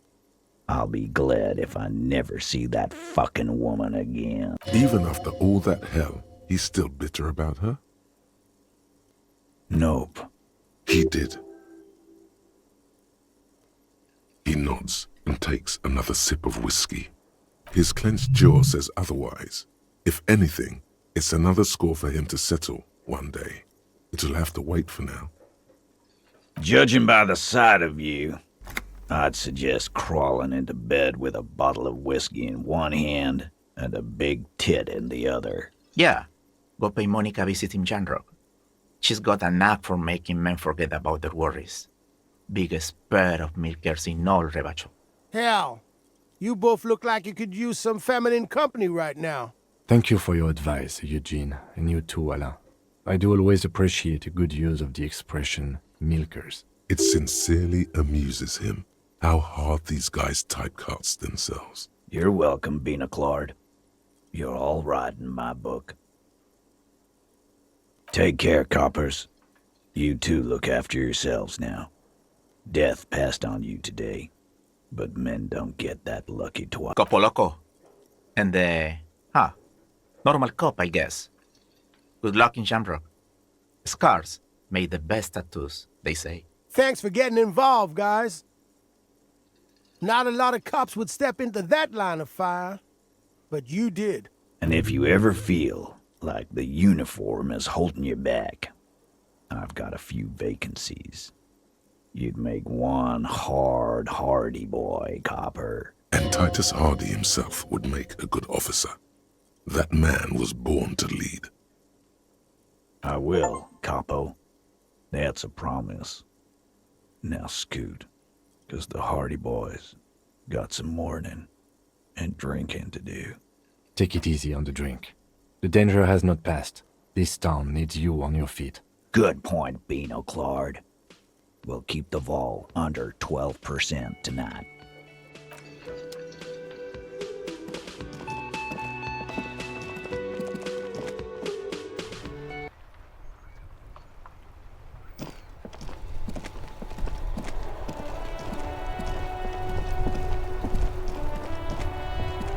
The graffito has been painted over the traces of the fight that took place here.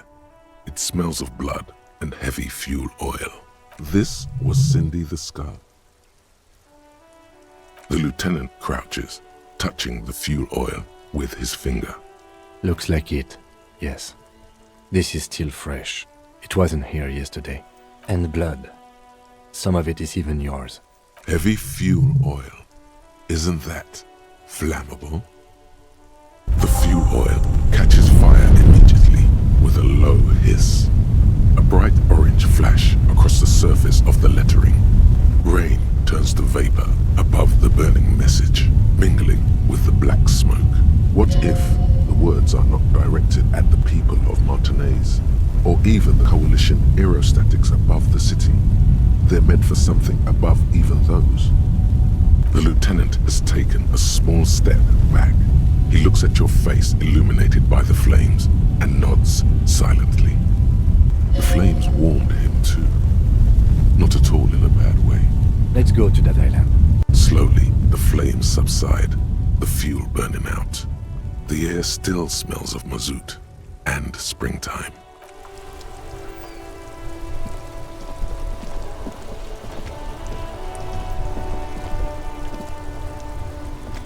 Officer, care to play a game with the lonely old man? Actually, never mind. Wouldn't be the same. The prick is gone. I I can barely believe it. But he's really gone. He is trying to retain his jolly facade, but the underlying sadness casts a deep shadow over his wrinkled face. Hell, most likely. He was an absolute Kent. Oh, he would have liked that. Violent lives ending violently. That's how he wanted to go. Sadly, it was not the case. His hungry little heart finally gave out. The dock workers found him in the guard booth this morning. Wasn't even supposed to be working for another week, but he just had to prove how tough he is.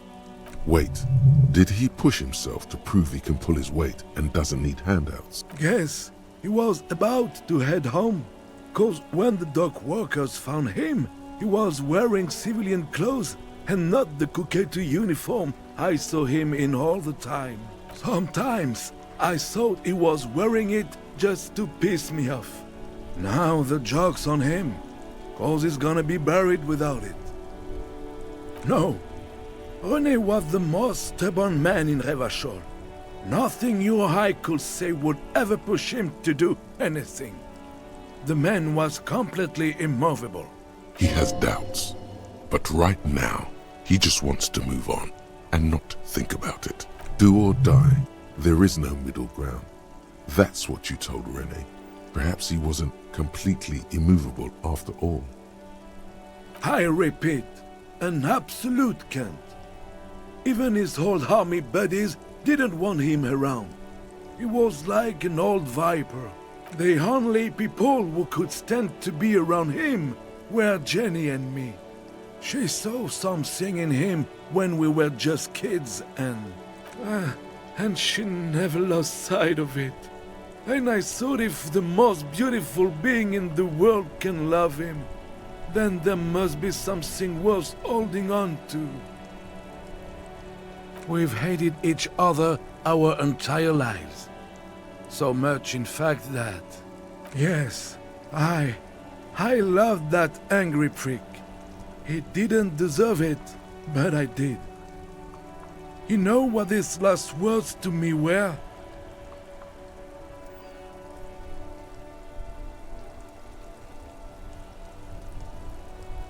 In Guillaume's time, you'd have been shot without trial. That's what he said to me. He lived a Kent, and he died a Kent. Let's leave it at that. Let me see. This was 60 years ago. We all went to that parade. Young René looked so happy, and Jenny... I'm sorry, officer. I just... Thank you. Thank you for this little memorabilia. It really means the world to me. That was nice. A small thing for us, but invaluable to him. He probably didn't even know René had the photo. I took them for myself. Took them to remember that old Kent. Nobody knew him better than I did. And I want to remember that old Kent by something. Strange how old Kent sounds almost gentle when he says it now. Yes, we are both very sorry for your loss. It is what it is. Part of life, really. But to know someone for 79 years, then one day they're just gone. Despite their differences, these men played such a significant part in each other's lives that now that one of them is gone, the other feels just lost. I just don't know anymore. About anything, really. But you must need something. René wasn't really what you'd call a botanist, officer. And believe me, he didn't like Insulindian lilies. Of course he didn't. Flowers are for pansies. Stop wasting time with them. That's their old name, dating back to the time of kings and crests, and all that other stuff he loved so much. There were many reasons, but mostly it was the communals. They called them the Bells of Revolution. I guess in the end, the Insulindian lilies were just another piece of the old Insulinde. the Royalists had to surrender to the Mazovian insurgents. It doesn't really matter anymore. But you feel the dried flower in your hand somehow still does matter, although not to this sad old man.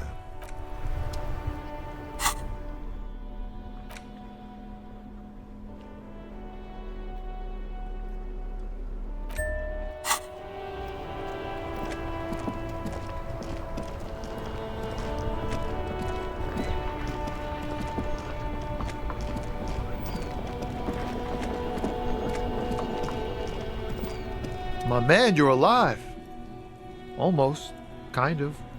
Sort of alive? Man, what a day. I missed out on most of the action, but I heard it was quite the encounter. Had a strong sense of finality to it. So what's next? You guys heading back to Jamrock now? Talk is local union muscle were behind it all. I'd reckon the case is closed, even if it kind of turned into a shit show. Good luck with that, my man. Ain't easy being you, but hey, you're still breathing, right? Okay. Is it wise to share information about the case like this, sire? The lieutenant throws you a quick glance. What are you doing? Woof. Good on her. And good on you, too, my man. That's merciful. Downright merciful. You cops keep exercising that muscle, and people will be more willing to cooperate, you know. He's clearly relieved. All right. That's enough sharing details about the investigation for one day.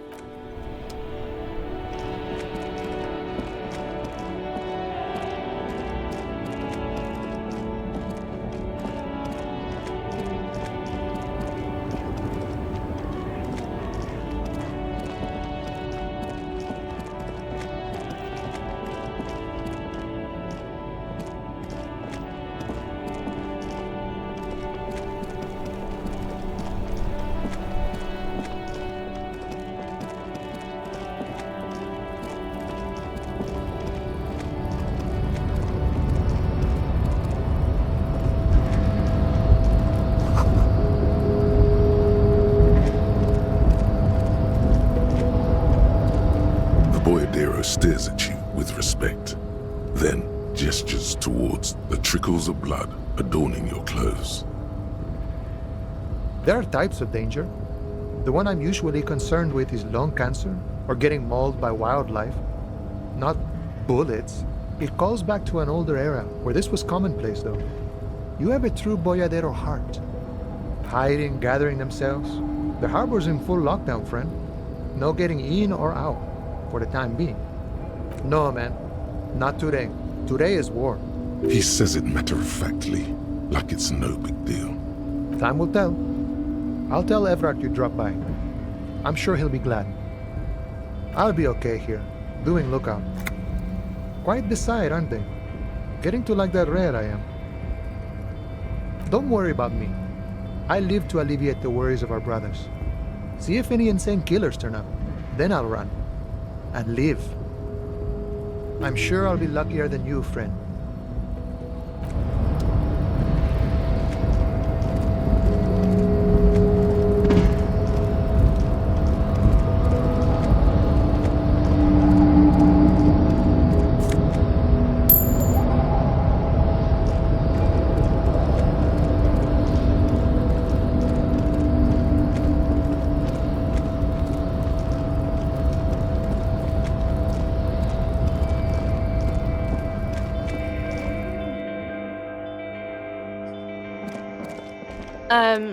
Is...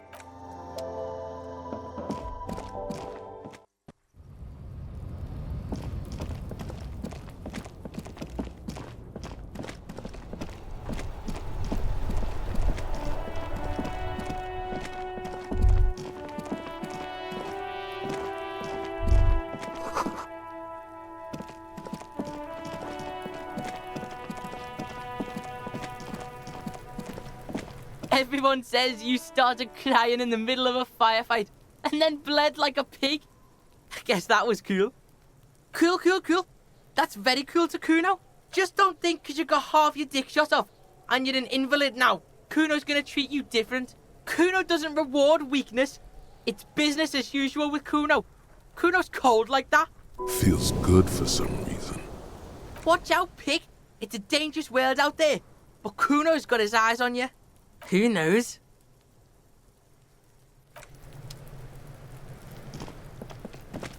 I'll die before I squeal, pig.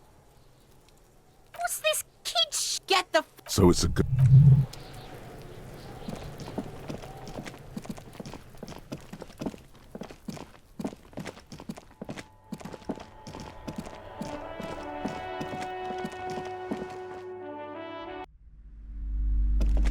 Oh my god! Things have gotten out of hand! I thought the psychic stuff was bad, but the crime! It's even worse! I haven't been able to come to work for 3 days. The shop has been locked. No sales, gangbangers running around, shooting everyone. I know I shouldn't have bought a shop in this ghetto. Oh my god! Even the police can't take care of all of this. Just look at that limp.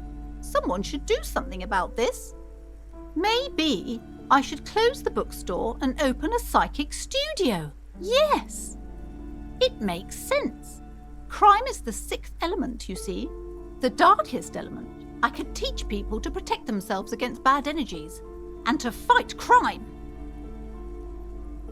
Yes, what Martinez really needs is more vigilantes roaming the streets. Exactly. It's a brilliant idea. Thank you, officer. I'm going to start drawing up business plans right away. In the meantime, do buy the books.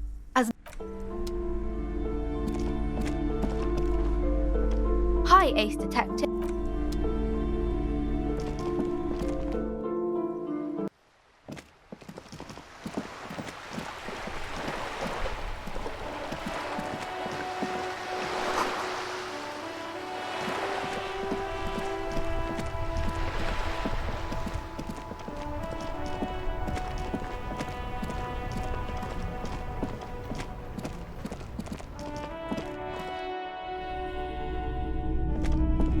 Between you and me, this is why I don't get involved in local politics. In its purest form, now, what can I do for you?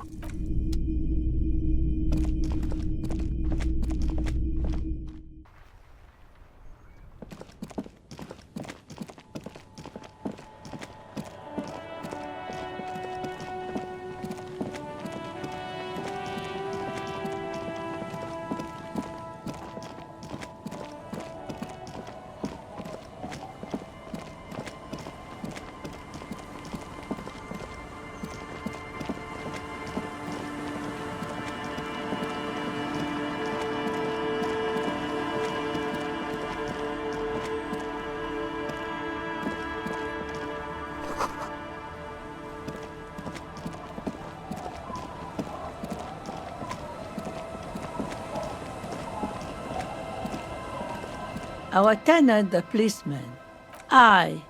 Even I can see that. I told you not to bring your trouble with you, policeman. We've got troubles of our own here. Though I suppose you took the worst of it. Turns out you were your own ill omen. I'm not sure those were the last of the men with guns either. There are always more coming for your kind, officer. Then we'll be ready for them.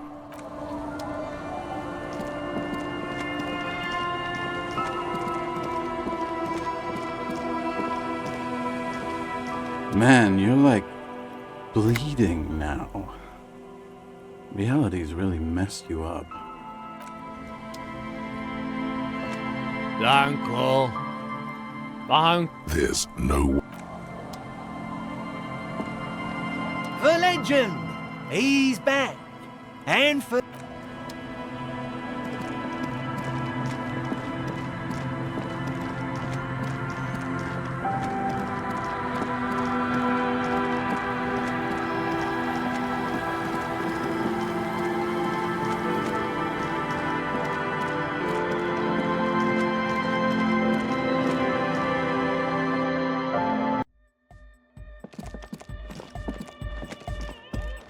Oh, hey, man. It's good to see you. Goodbye. Yes, what is it? Yo, man. What's on your mind?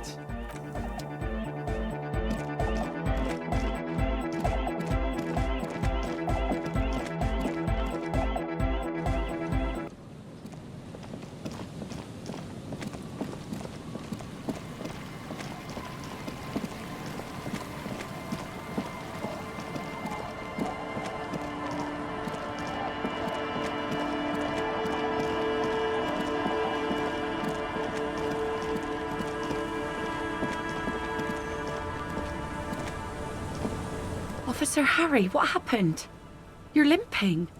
Why are you limping? You look terrible. You're not limping. You're you. She sounds almost disappointed with you, reprimanding you for falling and hurting your knee. Look at you. You can barely walk. Doesn't look like nothing. Looks like you've got banged up real good. What happened to you anyway? We heard gunshots from the town. They were closer than usual. There was an exchange of fire on Rue de Saint-Guylaine. It's nothing to be worried about, madame. You didn't only get shot. Well, good for you. So you're a killer? That's good, I guess. Better than being dead. Aye. Not a lot of RCM men who aren't killers. She knew you were one when you took her to Land's End. Of course. That won't be a problem. It's wind still and the tar just dried. We've got 2 days of relative sunshine ahead. If you promise to bring it back, and no scraping the hull, I just got it nice and yellow, and no drinking on the boat, and no joyriding either. Of course, ma'am. It's only for a day or two. Official police business. Aye. See, that makes me not want to lend you my skiff. On a boat, rocking leads to capsizing. That there is an absolutely 100% rock-free skiff. You got that? I'm sad to hear that. Take care of that with Ether, will you? Don't get too many RCM men round here. Be sad to lose the first one. That's cool. You boasting your bacterial infection like that. Used to be some kind of fortification there before the war. For the communards. An anti-aircraft gun, I think. Bombed to bits in the landing. I haven't been there myself. Always steered clear of it. Hasn't been there herself. Who has then? My husband used to drink there. Him and his drinking buddies. Always seemed like a bad place to drink to me. People died there during the landing, you know. My mother told me. This must be one of the many fortifications that was used in the dying days of the revolution against coalition forces before they took this city. The kids sometimes go there too. I know they do, on rafts. I tell them not to, but they bring back old bullet casings and such. The twins. God forbid they bring the girl along on some rickety barge. Can we maybe ask your twins about that place before we go? Would that be alright? Be my guest. They've a strange way of talking. See if you can get anything useful out of them. I seldom do. Well, most of it's sunken. Underwater. That means concrete underwater. Cut your boat if you're not careful. Be sure to enter from the south side. Water's deep there. Aye, aye, Captain. Please be conservative with the fuel, will you? Just filled her up, but it's a small tank.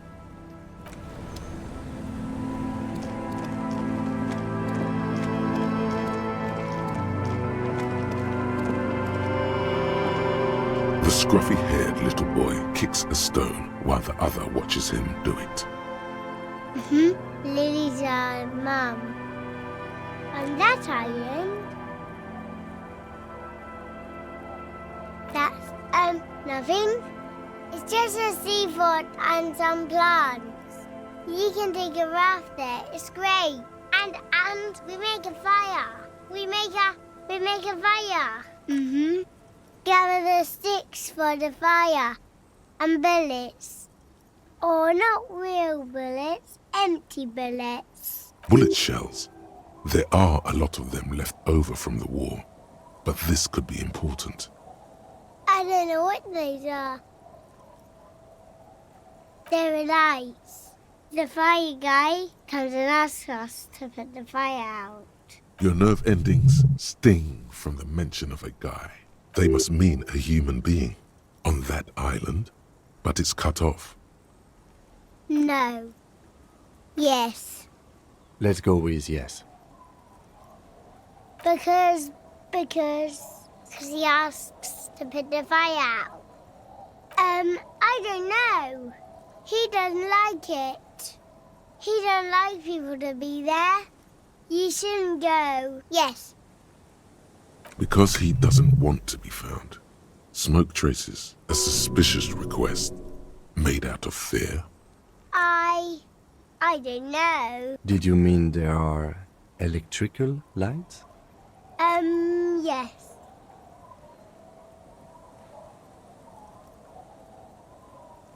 No, he doesn't live there. I don't think. No, he lives there. Been there twice, 2 times. He doesn't live there. He isn't there sometimes. Anything else? What does this guy look like? I don't know. We ran. He just yelled we shouldn't be there. Our father killed himself. Don't say that, he didn't.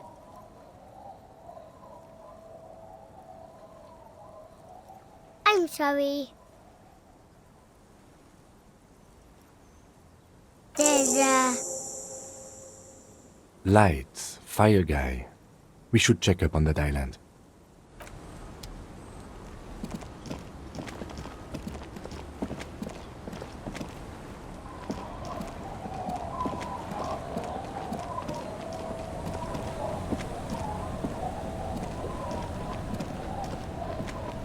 Be careful out there.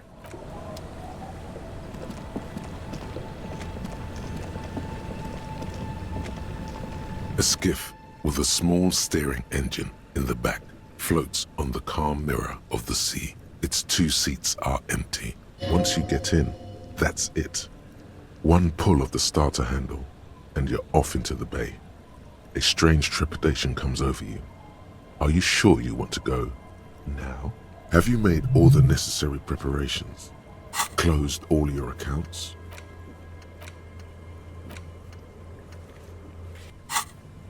Remember what the net picker said.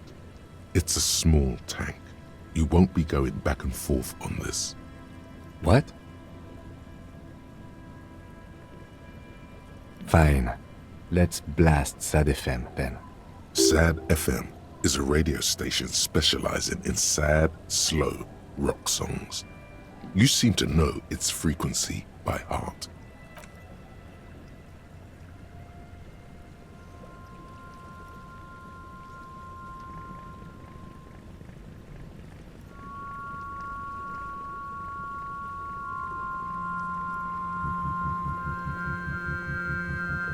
Want to be free. Want to be free. It will last forever.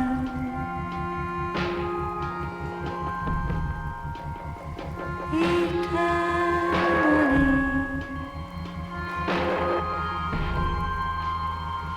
Want to be free.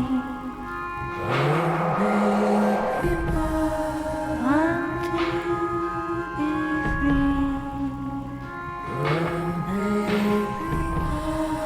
It will last forever.